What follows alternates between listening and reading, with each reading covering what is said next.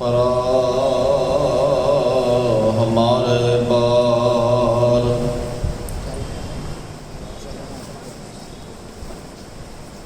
सतगुरु श्री गुरु ग्रंथ साहिब सच्चे पातशाह जी की पावन हजूरी के अंदर जुड़ बैठे गुरु प्यारे गुरु सवारी सत्संगी जनों, आओ अज इतिहास के महान शहीद सुबेग सिंह साहबाज सिंह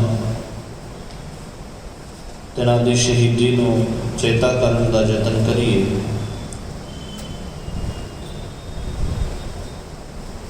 दातार जी रहमत करन विचारां दी अरबता तो पहला फतेह की सांझ करो जी। वाहिगुरू जी का खालसा वाहिगुरू जी की फतेह। सिक्खी दे विच धन गुरु नानक साहिब पिता महाराज जी तो लैके ही सिख नूं महाराज सच्चे पातशाह जी ने हर गुणा तो इन्ना क प्रफुल्लित किया। इनू सबर का जीवन बख्शिया। अपनी पहचान की लड़न की ताकत दी। और बिना मैं पहला भी आप जी के चरण की सी भी दुनिया के इतिहास के विच सब तो ज़्यादा अपने होने के वास्ते जे किसी ने लड़ाई की है अपनी पहचान को बचाने के वास्ते तो केवल सिखा ने की है। सबर किहो जी चीज़ है जिहड़ा इंसान की जिंदगी नूं उच्चियां चुकदा होया गुणां दे नाल भरपूर कर देता है। और जिहड़ा सबर दे नाल भरिया होया इंसान है ना वही शहीदी देता है। जिहड़ा इंसान तृष्णा दे नाल भरिया होया है, जिहड़े अंदर लोभ ते लालच भरिया होया है, वो दूजे दे वास्ते जान ते की देगा, दूजे दे वास्ते खून, दूजे तो अपने वास्ते खो लेता है। पदार्थ देना तो वड्डी गल है, अपने आप को वार देना लालची बंदा नहीं कर सकता, तृष्णालु बंदा नहीं कर सकता। दातार जी ने वो जज्बा भरिया सिख के अंदर, और कला जज्बा ही नहीं भरिया और गल थोड़ा जा इतिहास के वालों वेखिए ना तो माण नाल सिर उच्चा होंदा है। दातार ने कला उपदेश ही नहीं दिता। एक होंदा ना भी महाराज ने कहा भी समा आएगा तुहानूं सिर देने पैणगे ते दे दिओ सिखो, समा आएगा तुहानूं शहीदियां देनियां पैणगियां ते दे दिओ। इत्थे प्रैक्टिकल कली थ्योरी नहीं समझाई तो थ्योरी समझा के महाराज कहेंगे बस ठीक है करते रहो। जे हजूर ने कहा है ना भी समा आके शहादत देनियां पैणगियां तो वह शहादत की सरबत सतगुरु गुरु अर्जुन साहिब पिता महाराज जी तत्ती तवी ते बह के कर रहे। वो मार्गदर्शन ताई तो शहीदा का सरताज आख्या सतगुरु गुरु अर्जुन साहिब पिता महाराज जी ने भी जुल्म सितम इन्ने क होण पर मैं ये प्रैक्टिकल करके दिखा रहा भी ये तो ये होण ये तो ज़्यादा होण पर डोलिओ ना। जीवन में सिक्खी को बरकरार रखना चाहते हो तो ये सितम होणगे, हो सकता ये तो भी ज़्यादा सितम डोलन, डोलिओ ना। किते परिवार के मोह की गल आवे, परिवार छड्डण की गल आवे, किते बच्चों के प्यार के स्नेह की गल आवे तो उत्थे कला थ्योरी नहीं है भी सिखा तेनों परिवार छड्डना पै सकता है। हो सकता है तो परिवार तो दूर भी हो जाए। तो गुरु नानक साहिब पिता महाराज जी का जीवन देखो, घर दे विच सारा कुछ है, 2 बच्चे ने, पत्नी है, और वो उम्र दे विच माँ बाप को अपने जवान पुत्र का सहारा होंदा है। कदे समा सी इहदी उंगल फड़ के असी तुरना सिखाया सी, हुण साडा शरीर वृद्ध होएगा तो ये साडे मोढियां का सहारा बन के सानू तोरेगा। उस समय ਦੇ ਧੰਨ ਗੁਰੂ ਨਾਨਕ ਸਾਹਿਬ ਪਿਤਾ ਮਹਾਰਾਜ ਆਪਣਾ ਪਰਿਵਾਰ ਛੱਡ ਕੇ ਤੁਰਦੇ। ਕਿਤੇ ਪਰਿਵਾਰ ਵਾਰਨ ਦੀ ਗੱਲ ਆਉਂਦੀ ਹੈ ਤੇ ਧੰਨ ਗੁਰੂ ਗੋਬਿੰਦ ਸਿੰਘ ਸਾਹਿਬ ਸੱਚੇ ਪਾਤਸ਼ਾਹ ਜੀ ਪਰਿਵਾਰ ਵਾਰ ਕੇ ਵੀ ਦੱਸ ਦਿੰਦੇ ਆ। ਹੋ ਸਕਦਾ ਹੈ ਸਿੱਖੀ ਦੇ ਵਾਸਤੇ ਜੇ ਪੁੱਤਰ ਵੀ ਮਾਰਨੇ ਪੈਣ, ਪਰਿਵਾਰ ਵੀ ਮਾਰਨਾ ਪਏ, ਸਾਰਾ ਕੁਝ ਛੱਡਣਾ ਪਏ, ਤੇ ਇੱਥੇ ਗੱਲ ਕੇਵਲ ਤੇ ਕੇਵਲ ਥਿਉਰੀ ਦੀ ਨਹੀਂ ਹੈ, ਇੱਥੇ ਗੱਲ ਪ੍ਰੈਕਟੀਕਲ ਦੀ ਹੈ।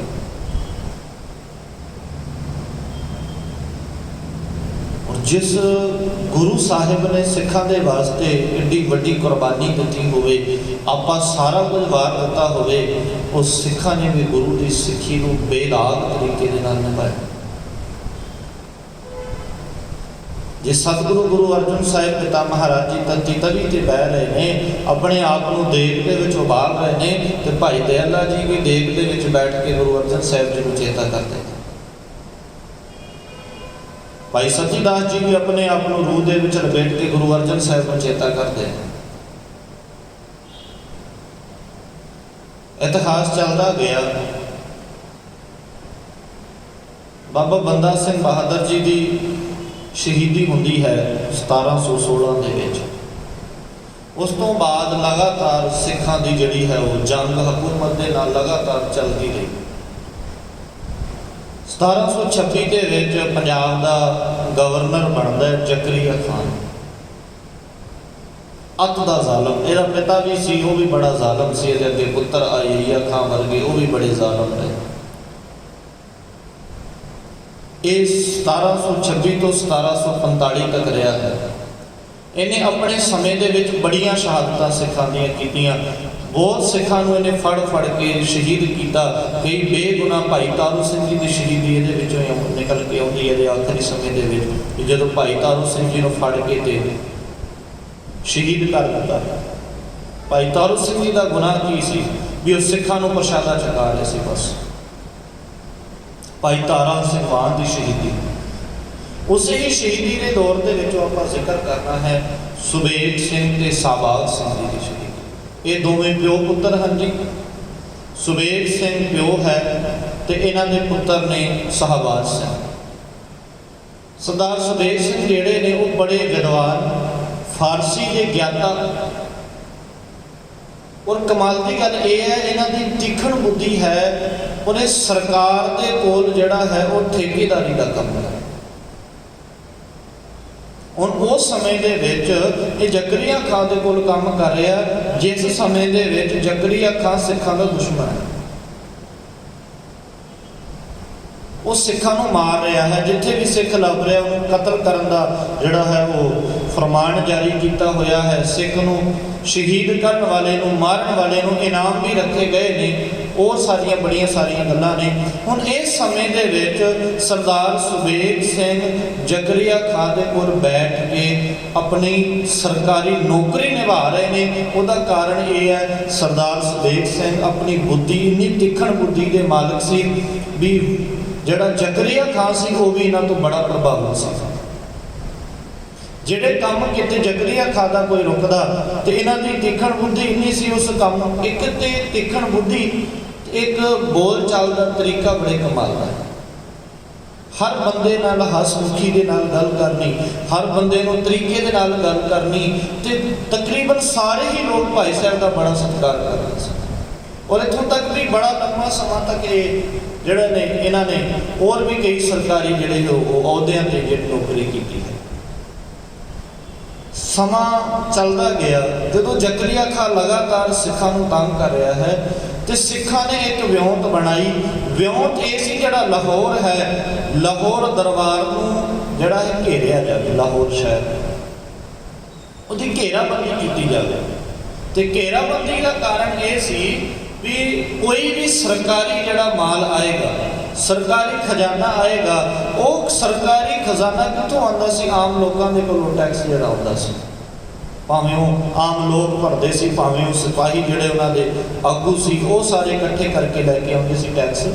हुण विਉਂਤ ये सी भी कोई भी पैसा जिहड़ा है वो लाहौर तक नहीं जाता। सिखां ने विਉਂਤ की, सिखां दे आगूआं ने किलेबंदी कर ली जी। ਹੁਣ ਸਾਰਾ ਕੁਝ ਰਾਜ ਦਰਬਾਰ ਜੋ ਕੁਝ ਚੱਲੇਗਾ ਤੇ ਪੈਸੇ ਦੇ ਸਕਦੇ ਨਾ, ਔਰ ਜਦੋਂ ਪੈਸਾ ਹੀ ਆਣਾ ਹੋ ਜਾਏਗਾ ਬੰਦ ਤੇ ਸੁਭਾਵਕ ਹੈ ਸਰਕਾਰ ਨੂੰ ਝੁਕਣਾ ਪਏਗਾ। ਕੋਈ ਵੀ ਰਕਮ ਆਉਣੀ ਸਿੱਖਾਂ ਨੇ ਨੋਟ ਕਰਨੀ। ਥੋੜੇ ਦਿਨ ਕੰਮ ਚੱਲਿਆ, ਹੌਲੀ ਹੌਲੀ ਲਾਹੌਰ ਦਰਬਾਰ ਦੀ ਹਾਲਤ ਜਿਹੜੀ ਉਹ ਬਹੁਤ ਨਾਜ਼ੁਕ ਹੋ ਗਈ।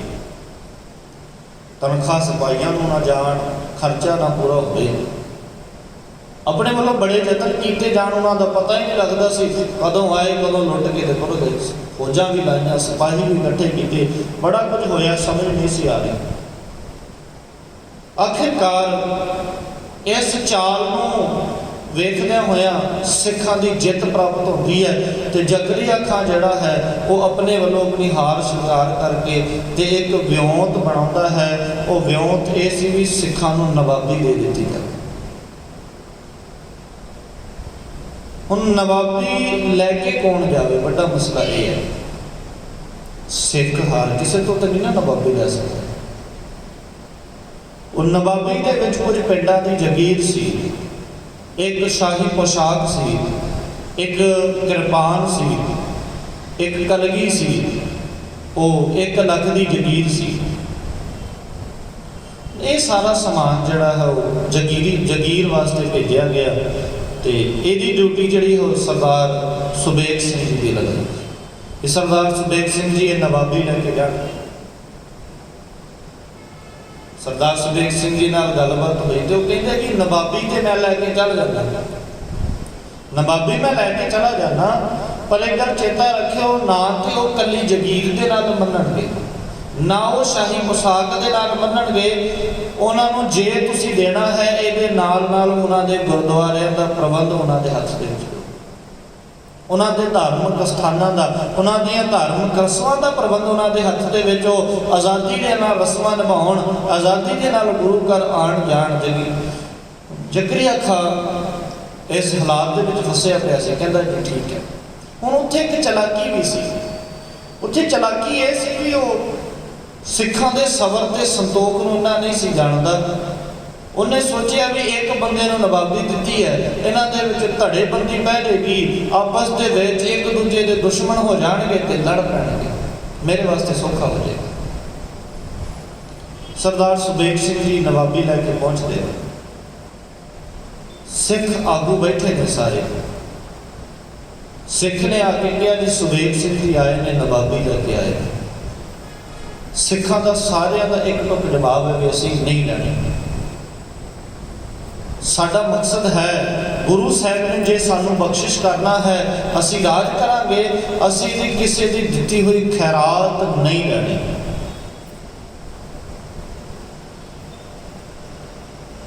ਸੁਬੇਗ ਸਿੰਘ ਜੀ ਨੂੰ ਆ ਕੇ ਦੱਸਿਆ। ਸੁਬੇਗ ਸਿੰਘ ਜੀ ਨੇ ਕਿਹਾ ਠੀਕ ਹੈ, ਮੈਂ ਆਗੂਆਂ ਦੇ ਨਾਲ ਗੱਲ ਕਰਨਾ ਚਾਹੁੰਦਾ, ਮੈਂ ਵਿਚਾਰ ਕਰਨਾ ਚਾਹੁੰਦਾ ਆਗੂਆਂ ਦੇ ਨਾਲ। ਔਰ ਪੰਥ ਦੀ ਇਹ ਬੜੀ ਕਮਾਲ ਦੀ ਗੱਲ ਵੇਖੋ, ਜਦੋਂ ਆਗੂਆਂ ਨੂੰ ਕਿਹਾ ਵੀ ਸੁਬੇਗ ਸਿੰਘ ਜੀ ਮਿਲਣਾ ਚਾਹੁੰਦੇ ਨੇ, ਆਗੂਆਂ ਨੇ ਜਵਾਬ ਇਹ ਦਿੱਤਾ ਠੀਕ ਹੈ ਸੁਬੇਗ ਸਿੰਘ ਜੀ ਮਿਲਣਾ ਚਾਹੁੰਦੇ ਨੇ, ਪਰ ਇਹ ਨੌਕਰੀ ਉਹਨਾਂ ਦੀ ਕਰਦਾ ਜਿਹੜੇ ਸਿੱਖੀ ਦੇ ਦੁਸ਼ਮਣ ਨੇ। ਜਿਹੜੀ ਸਰਕਾਰ ਹੈ ਉਹ ਸਿੱਖੀ ਦੇ ਦੁਸ਼ਮਣ ਹੈ, ਉਹਨਾਂ ਦੇ ਕੋਲ ਨੌਕਰੀ ਕਰਦੇ ਨੇ। ਤੇ ਜੇ ਇਹ ਸਿੱਖ ਨੂੰ ਆਗੂ ਨੂੰ ਮਿਲਣਾ ਚਾਹੁੰਦੇ ਨੇ ਤੇ ਇਹਦੇ ਵਾਸਤੇ ਇਹਨਾਂ ਨੂੰ ਤਨਖਾਹ ਲਾਉਣੀ ਪਏਗੀ, ਸਵੀਕਾਰ ਕਰਨੀ ਪਏਗੀ। ਕਮਾਲ ਦੀ ਸ਼ਖਸੀਅਤ। ਉਹਨਾਂ ਨੇ ਜੋ ਪੰਥ ਵੱਲੋਂ ਹੁਕਮ ਹੋਇਆ ਉਹਨੂੰ ਪਰਵਾਹ ਨਹੀਂ ਕੀਤਾ। ਆਪਣੇ ਵੱਲੋਂ ਆ ਕੇ ਸਰਦਾਰ ਸੁਬੇਗ ਸਿੰਘ ਜੀ ਨੇ ਹੱਥ ਬੰਨ੍ਹ ਕੇ ਬੇਨਤੀ ਕੀਤੀ, ਤੁਸੀਂ ਸਾਰੇ ਸਿਆਣੇ ਹੋ, ਪੰਥ ਦੀ ਵਾਗ ਨੂੰ ਚਲਾ ਰਹੇ ਹੋ ਅੱਗੇ ਹੋ ਕੇ, ਪਰ ਮੈਂ ਇੱਕ ਬੇਨਤੀ ਕਰਦਾ ਵੀ ਜੇ ਅਸੀਂ ਨਵਾਬੀ ਠੁਕਰਾਣੀ ਹੈ ਨਾ ਤੇ ਠੁਕਰਾ ਤੇ ਅਸੀਂ ਬਾਅਦ ਦੇ ਵਿੱਚ ਵੀ ਸਕਦੇ ਹਾਂ। ਜਦੋਂ ਤੱਕ ਸਾਡੇ ਕੋਲ ਨਵਾਬੀ ਹੈ ਅਸੀਂ ਆਪਣੇ ਆਪ ਨੂੰ ਇਕੱਠਿਆਂ ਕਰ ਸਕਦੇ ਹਾਂ। ਜਦੋਂ ਤੱਕ ਸਾਡੇ ਕੋਲ ਇਹ ਨਵਾਬੀ ਰਹੇਗੀ ਅਸੀਂ ਇਕੱਠੇ ਹੋ ਸਕਦੇ ਹਾਂ, ਅਸੀਂ ਆਪਣੀ ਤਾਕਤ ਨੂੰ ਵਧਾ ਸਕਦੇ ਹਾਂ। ਸਾਨੂੰ ਸਮਾਂ ਤੇ ਮਿਲ ਰਿਹਾ, ਇਸ ਸਮੇਂ ਦੇ ਵਿੱਚ ਅਸੀਂ ਆਪਣੀ ਤਾਕਤ ਨੂੰ ਕਰੀਏ। ਜਦੋਂ ਸਾਨੂੰ ਸਮਾਂ ਹੋਇਆ ਉਦੋਂ ਅਸੀਂ ਨਵਾਬੀ ਠੁਕਰਾ ਦਾਂਗੇ, ਅਸੀਂ ਕੀ ਲੈਣਾ। ਆਗੂਆਂ ਨੂੰ ਗੱਲ ਚੰਗੀ ਲੱਗੀ, ਉਹਨਾਂ ਨੇ ਗੱਲ ਨੂੰ ਪ੍ਰਵਾਨ ਕੀਤਾ, ਪਰ ਅਗਲਾ ਜਿਹੜਾ ਸਭ ਤੋਂ ਵੱਡਾ ਸਵਾਲ ਇਹ ਹੁੰਦਾ ਸੀ, ਕੋਈ ਵੀ ਆਗੂ ਨਵਾਬੀ ਲੈਣ ਦੇ ਵਾਸਤੇ ਤਿਆਰ ਨਹੀਂ ਸੀ, ਕੋਈ ਵੀ ਨਵਾਬ ਬਣਨ ਦੇ ਵਾਸਤੇ ਤਿਆਰ ਨਹੀਂ। ਕਿਸੇ ਨੂੰ ਵੀ ਬੇਨਤੀ ਕੀਤੀ ਉਹਦੇ ਵਿੱਚ ਬੜੇ ਆਗੂ ਬੈਠੇ ਸੀ, ਸਾਰਿਆਂ ਨੇ ਇਨਕਾਰ ਕਰ ਦਿੱਤਾ ਵੀ ਨਹੀਂ, ਅਸੀਂ ਵੀ ਨਵਾਬੀ ਨਹੀਂ ਲੈਣੀ, ਅਸੀਂ ਵੀ ਇਹ ਨਵਾਬੀ ਨੂੰ ਸਵੀਕਾਰ ਨਹੀਂ ਕਰਨਾ। ਨਵਾਬੀ ਕਿਹਨੂੰ ਦੇਈਏ? ਇਤਿਹਾਸ ਦੇ ਵਿੱਚ ਜ਼ਿਕਰ ਆਉਂਦਾ ਹੈ, ਇੱਕ ਸਿੱਖ ਜਿਹੜਾ ਬੜਾ ਸੋਹਣਾ ਜੰਗ ਦੇ ਮੈਦਾਨ ਦੇ ਅੰਦਰ ਤਲਵਾਰ ਵਾਹੁਣ ਵਾਲਾ, ਬੜੀ ਤਨਦੇਹੀ ਦੇ ਨਾਲ ਉੱਥੇ ਸੇਵਾ ਕਰਨ ਵਾਲਾ, ਉਹਨੇ ਜਦੋਂ ਸਮਾਂ ਮਿਲਣਾ, ਉਹਨੇ ਸੰਗਤਾਂ ਬੈਠੀਆਂ ਹੋਣੀਆਂ ਤੇ ਸੰਗਤਾਂ ਨੂੰ ਪੱਖੀਆਂ ਝੱਲਣੀਆਂ, ਉਹਨੇ ਸਮਾਂ ਮਿਲਣਾ ਤੇ ਉਹਨੇ ਘੋੜਿਆਂ ਦੀ ਸੇਵਾ ਕਰਨੀ। ਕਿਤੇ ਘੋੜਿਆਂ ਦੀ ਸੇਵਾ ਕਰਦਿਆਂ ਕਿਤੇ ਉਹਨੂੰ ਸਮਾਂ ਮਿਲਣਾ ਜੰਗੀ ਅਭਿਆਸ ਕਰਨਾ। ਸਾਰਾ ਦਿਨ ਉਹਨੇ ਗੁਰੂ ਦੇ ਰੰਗ ਦੇ ਵਿੱਚ ਰੱਤਿਆ ਹੋਇਆ ਗੁਰੂ ਕੀ ਬਾਣੀ ਗਾਇਨ ਕਰਨੀ। ਸਿੱਖ ਆਗੂ ਬੈਠੇ ਨੇ, ਹੱਥ ਦੇ ਵਿੱਚ ਪੱਖਾ ਫੜਿਆ ਤੇ ਸੰਗਤਾਂ ਬੈਠੀਆਂ ਹੋਈਆਂ ਦੇ ਵਿੱਚ ਪੱਖਾ ਚੱਲ ਰਿਹਾ। ਨਾਮ ਹੈ ਕਪੂਰ ਸਿੰਘ। ਆਗੂਆਂ ਨੇ ਸਾਰਾ ਕੀਤਾ, ਜੇ ਨਵਾਬੀ ਦੇਣੀ ਹੈ ਤੇ ਕਪੂਰ ਸਿੰਘ ਨੂੰ ਦੇ ਦੇ। ਉਹ ਕਮਾਲ ਦਾ ਜੀਵਨ, ਤੁਸੀਂ ਵੇਖੋ ਉਹਨਾਂ ਦਾ ਸਬਰ, ਜਿਹੜੀ ਮੈਂ ਗੱਲ ਕਰ ਰਿਹਾ ਸੀ, ਸਬਰ ਵੇਖੋ ਕਿੱਡਾ ਵੱਡਾ ਹੈ ਵੀ ਕੋਈ ਵੀ ਨਵਾਬ ਬਣਨ ਦੇ ਵਾਸਤੇ ਤਿਆਰ ਨਹੀਂ ਹੈ। ਦੋ ਪੱਖ ਨੇ, ਇੱਕ ਕਹਿੰਦਾ ਵੀ ਨਵਾਬੀ ਦੇ ਖਾਤਰ ਲੜਨਗੇ, ਤੇ ਇੱਥੇ ਚਰਚਾ ਇਹ ਹੋ ਰਿਹਾ ਵੀ ਅਸੀਂ ਵੀ ਨਹੀਂ ਲੈਣੀ ਤੇ ਅਸੀਂ ਵੀ ਨਹੀਂ ਲੈਣੀ। ਗੁਰੂ ਸਿੰਘ ਜੀ ਨੂੰ ਪੰਥ ਨੇ ਬੇਨਤੀ ਕੀਤੀ, ਉਹ ਕਹਿੰਦੇ ਜੇ ਪੰਥ ਦਾ ਹੁਕਮ ਹੈ, ਪੰਥ ਦੇ ਹੁਕਮ ਦੀ ਉਲੰਘਣਾ ਨਹੀਂ ਕਰ ਸਕਦਾ, ਪਰ ਮੇਰੀਆਂ ਕੁਝ ਬੇਨਤੀਆਂ ਨੇ, ਉਹ ਬੇਨਤੀਆਂ ਬੜੀਆਂ ਸੁਣਨ ਵਾਲੀਆਂ ਨੇ। ਕਪੂਰ ਸਿੰਘ ਜੀ ਕਹਿੰਦੇ ਵੀ ਜੇ ਤੁਸੀਂ ਮੈਨੂੰ ਨਵਾਬੀ ਦੇਣੀ ਹੀ ਚਾਹੁੰਦੇ ਹੋ ਤੇ ਮੈਂ ਸਵੀਕਾਰ ਕਰਦਾ, ਪਰ ਮੇਰੀਆਂ ਕੁਝ ਬੇਨਤੀਆਂ ਨੇ। ਕੀ ਬੇਨਤੀਆਂ ਨੇ ਜੀ? ਕੀ ਚਾਹੁੰਦੇ ਹੋ? ਕਹਿੰਦੇ ਪਹਿਲੀ ਗੱਲ ਤੇ ਇਹ, ਮੈਂ ਨਵਾਬੀ ਲੈਣੀ ਕਿ ਚਾਹੁੰਦਾ, ਪਰ ਇਹ ਨਵਾਬੀ ਪੰਥ ਦੇ 5 ਪਿਆਰਿਆਂ ਦੇ ਜੁੱਤੀ ਨੂੰ ਛੁਆ ਕੇ ਲੈਣੀ। ਕਿਤੇ ਮੇਰੇ ਅੰਦਰ ਮਾਣ ਨਾ ਆ ਜਾਏ, ਮੈਂ ਆਪਣੇ ਆਪ ਨੂੰ ਨਵਾਬ ਨਾ ਸਮਝ ਲਾਂ। ਜਿਹੜੀ ਨਵਾਬੀ ਮੇਰੇ ਕੋਲ ਹੈ, ਪੰਥ ਦੀ ਜੁੱਤੀਆਂ ਦੇ ਵਿੱਚੋਂ ਮੈਨੂੰ ਮਿਲੀ ਹੈ, ਇਹ ਪੰਥ ਦੀ ਜੁੱਤੀਆਂ ਦੇ ਵਿੱਚੋਂ ਪ੍ਰਾਪਤ ਹੋਈ ਹੈ। ਮੈਂ ਪੰਥ ਦੇ ਪੈਰਾਂ ਦੀ ਖਾਕ ਹੋ ਕੇ ਰਹਿਣਾ ਚਾਹੁੰਦਾ, ਨਵਾਬ ਬਣ ਕੇ ਨਹੀਂ ਰਹਿਣਾ ਚਾਹੁੰਦਾ। ਦੂਜੀ ਬੇਨਤੀ, ਤੁਸੀਂ ਮੈਨੂੰ ਨਵਾਬ ਸਵੀਕਾਰ ਕਰੋ ਭਾਵੇਂ ਨਾ ਕਰੋ, ਮੇਰਾ ਕੰਮ ਪੱਖੀ ਝੱਲਣਾ ਹੈ, ਮੇਰਾ ਕੰਮ ਘੋੜੇ ਦੇ ਤਬੇਲੇ ਸਾਂਭਣਾ ਹੈ, ਮੈਂ ਆਪਣੀ ਸੇਵਾ ਨਹੀਂ ਤਿਆਗਾਂਗਾ। ਨਵਾਬ, ਮੈਂ ਘੋੜਿਆਂ ਦੀ ਸੇਵਾ ਨਹੀਂ ਛੱਡਾਂਗਾ। ਕਮਾਲ ਦਾ ਜੀਵਨ ਹੈ। ਥੋੜੀ ਜਿਹੀ ਬਰੀਕੀ ਦੇ ਨਾਲ ਵੇਖੀਏ ਨਾ ਆਪਣੇ ਖੁਦ ਨੂੰ। ਸੇਵਕ ਅਖਵਾਉਣ ਵਾਲੇ, ਸੇਵਾਦਾਰ ਅਖਵਾਉਣ ਵਾਲੇ ਅਸੀਂ ਸਾਰੇ, ਮੈਂ ਵੀ ਜੀ।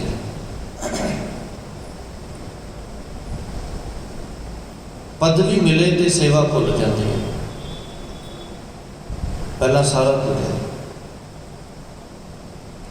ਮੈਂ ਵੱਡਾ ਤੇ ਮੈਂ ਥੋੜੀ ਚੰਗਾ ਲੱਗਾਂਗਾ, ਪ੍ਰਸ਼ਾਦਾ ਵਰਤਾਂਗਾ। ਬੜੀਆਂ ਸਾਰੀਆਂ ਜੜ੍ਹਾਂ ਨੇ। ਖੈਰ,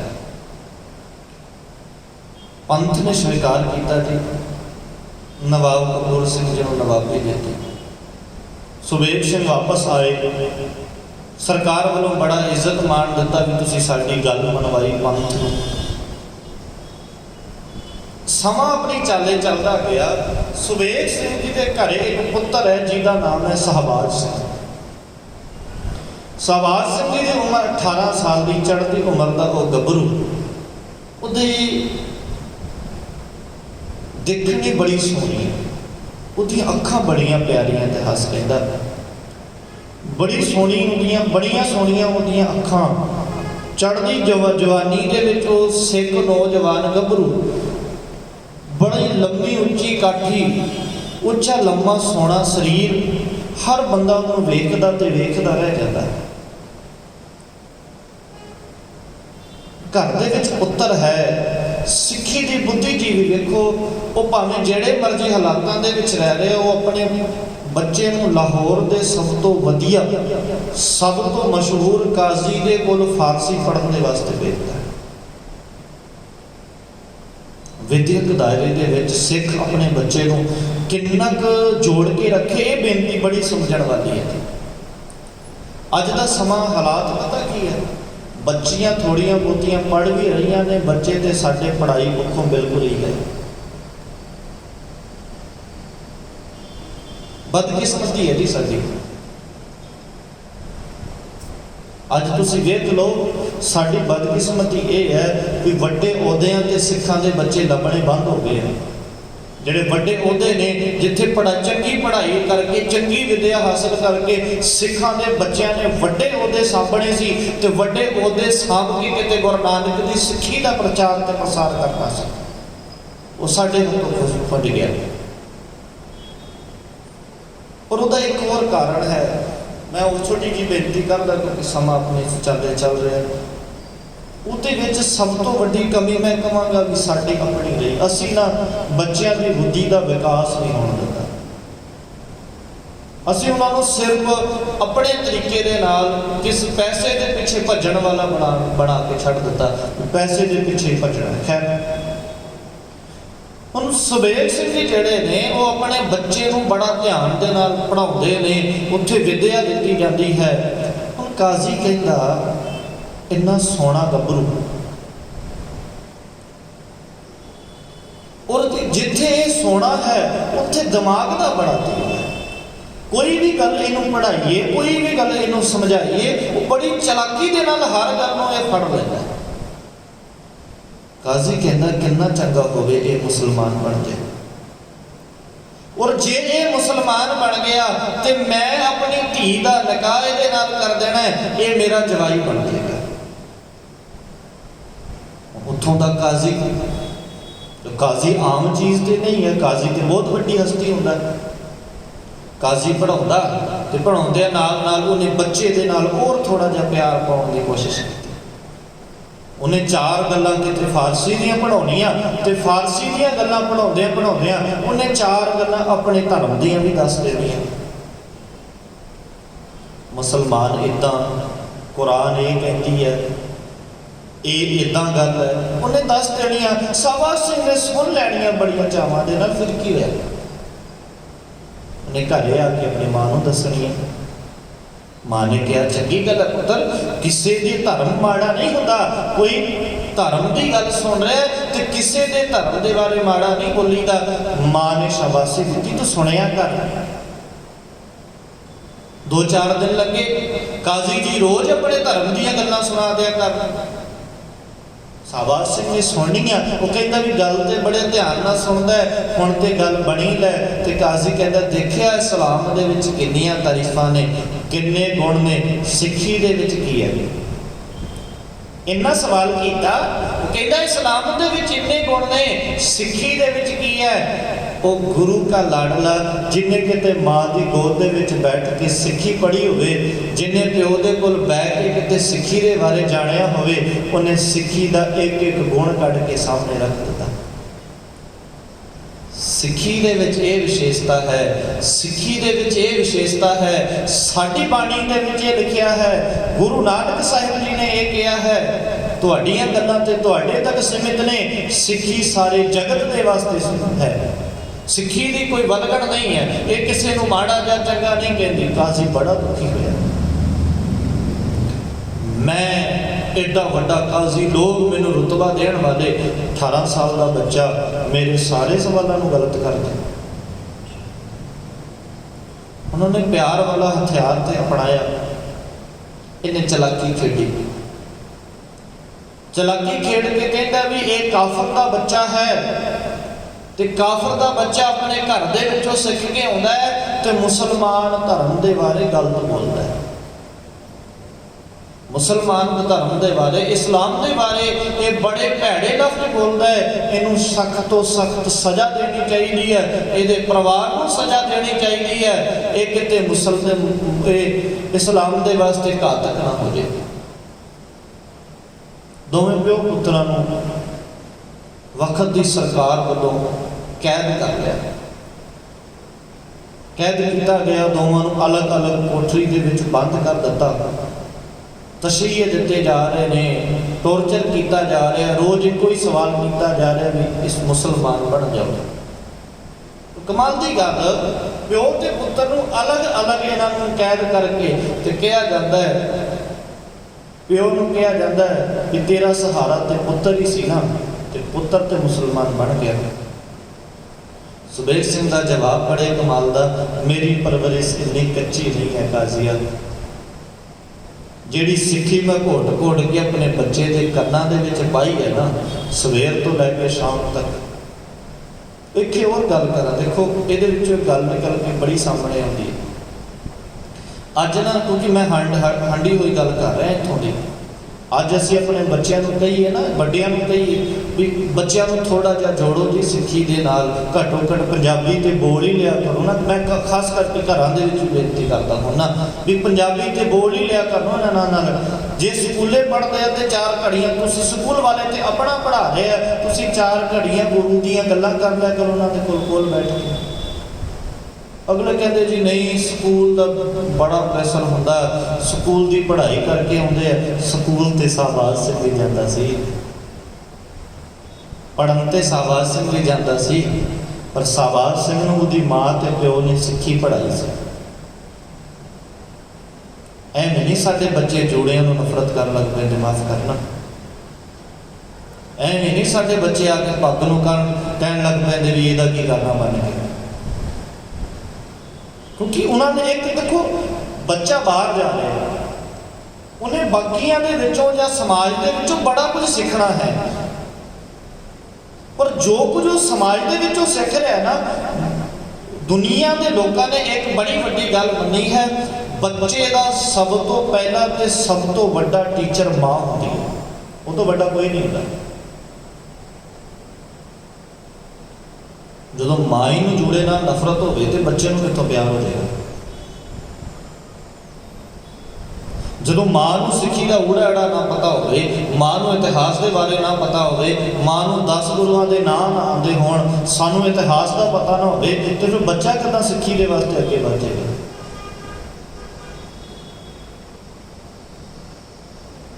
सानू खुद नूं जोड़ना पएगा ना। देखो सुनावांगे तो बच्चे नूं वो ना जो सानू पता है। जपजी साहब वही पाठ करेगी ना बच्चे को बैठ के जिन्होंने आपको पढ़ना होता। सिक्खी इतिहास दी गल्लां वही करेगा ना जिस प्यो ने आप कदे इतिहास का वो बरका पुस्तकां पढ़िया ने, उन्होंने थोड़ा घोखिया है कि साडा विरसा की कहंदा, जिन्होंने खुद नहीं पता वो की दसणगे अगले। सुबेग सिंह कहते मेरी परवरिश इन्नी कच्ची नहीं, मैनू अपने बच्चे ते यकीन है ते ओदे सिर ते रखे हुए गुरु नानक दे हथ ते यकीन है, वो कदे डोलण वालियां चों नहीं। शाहबाज सिंह नूं कहा तेरे प्यो ने ते मुसलमान धर्म कबूल कर लिया, वो तो इस्लाम कबूल करके बैठ गया, तू कल्ले ने की करना है। कहता पहली गल तो तुसीं झूठ बोलते हो, जे प्यो ने कबूल कर भी लिया तो मैं अपने धर्म छड्डण वाला नहीं। लगातार इन्हों कैद दे विच रखा गया, ये विचकार कैद दे विच ने तो उहदे भाई तारू सिंह जी की शहीदी होती है। खैर आखिरकार काजी वालों फरमान जारी किया, तो इस जारी फरमान के क्या इन्होंने चरखियां ते चाड़ के शहीद किया जाता। हुण चरखी ते चाड़ना यह होंदा है भी चरखी ते चाड़ के पहली बार बंदे नूं जदों चरखी ते चाड़ के घुमाना ना, तो चरखी बंदे दी सारियां हड्डियां तोड़ देती है एक बार च, पूरे शरीर दियां सारियां हड्डियां टुट जाती। कितना तशैया होएगा, आप अरदास के विच बोल पढ़ते हैं चरखियां ते चाड़िया। पहली बार चाड़िया गया, शरीर दियां हड्डियां चूरो चूर हो गई, फिर भी पूछा जाता है कि नहीं सिक्खी नहीं त्यागी।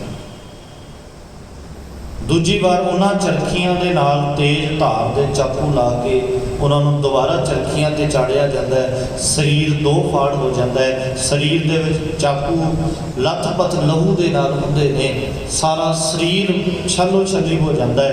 आखिरकार ये श्वास उड़ारी ला जाते हैं, पर वो गुरु के नाल सिक्खी की मां नहीं चढ़ी।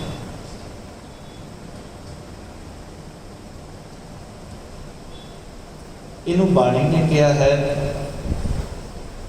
प्रीत। साची प्रीत हम तुम स्यों जोड़ी।